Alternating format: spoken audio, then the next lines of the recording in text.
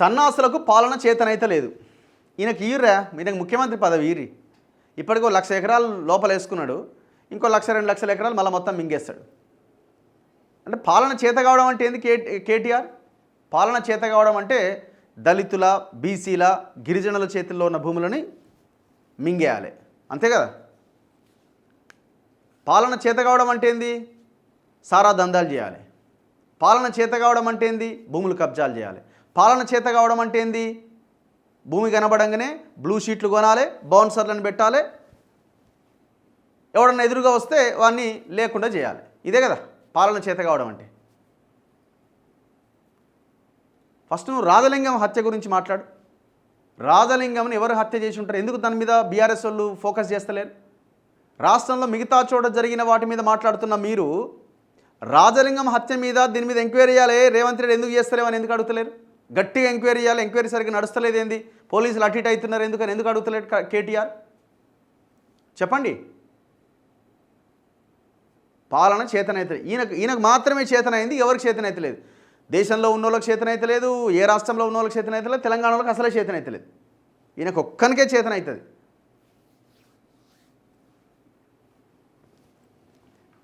ఇప్పుడు మీకు పాలన చేతనైంది కాబట్టే మీరు అద్భుతమైన పాలన చేసిరు కాబట్టే బికారులుగా ముడతలు పడ్డ అంగీలు లాగులేసుకొని డొక్కు స్కూటర్ల మీద రబ్బర్ చెప్పులతో తిరిగిన మీరంతా, మీ ఫ్యామిలీ అంతా ఇయ్యాల లక్షల కోట్లకు పడగలెత్తింది.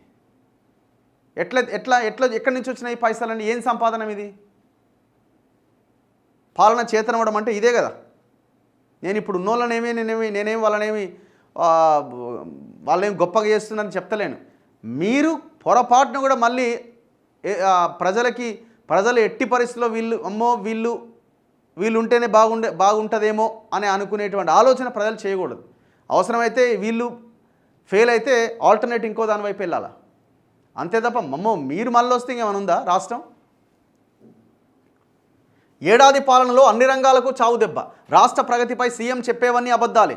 రేవంత్ మూతి మీద కొట్టినట్టుగా భట్టి వాస్తవాలు చెప్పారు. కేసీఆర్ల రాష్ట్రాన్ని ఎవరూ అభివృద్ధి చేయలేరు. తెలంగాణను క్యాన్సర్తో పోల్చిన దుర్మార్గుడు రేవంత్ రెడ్డి అంటే అట్లా తయారు చేసిరు మీరు. ఇప్పుడు కల్వకుంట్ల క్యాన్సర్ వ్యాధిని మొత్తం రాష్ట్రం అంతా మీరు వచ్చేలాగా చేసిరు. మీరు రాచపుండి అంటారు కదా, ఆ రకంగా తయారు చేసిరు రాష్ట్రాన్ని. అసలు క్యాన్సరే మీరు 10 ఏళ్ళుగా ఈ తెలంగాణకి. గ్యారంటీలు అమలు చేసిన చోటే కాంగ్రెస్ పోటీ చేయాలి. మరి ఇదే విషయము నువ్వు అధికారంలో ఉన్నప్పుడు ఎందుకో చెప్పవైతివి? రేవంత్ బండి సంజయ్ ఆర్ఎస్ బ్రదర్స్ అట. రేవంత్ సర్కార్ను కాపాడుతున్న బీజేపీ కేటీఆర్. ఇప్పుడు సింపుల్ ఏం లేదండి, ఒకరిని పెట్టుకున్నాడు రాసిచ్చటోని.